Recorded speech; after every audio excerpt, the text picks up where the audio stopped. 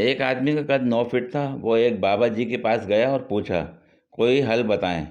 बाबा, नहर के किनारे एक फ़कीरनी है, उससे शादी का पूछो। अगर उसने नहीं कहा तो तुम्हारा कद 1 फीट छोटा हो जाएगा। आदमी फ़कीरनी के पास गया और कहा, मुझसे शादी करोगी? फ़कीरनी, नहीं। आदमी का कद 1 फीट छोटा हो गया।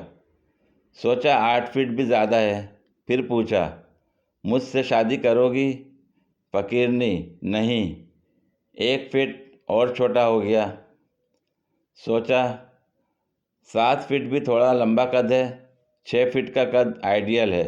एक बार फिर पूछा, मुझसे शादी करोगी?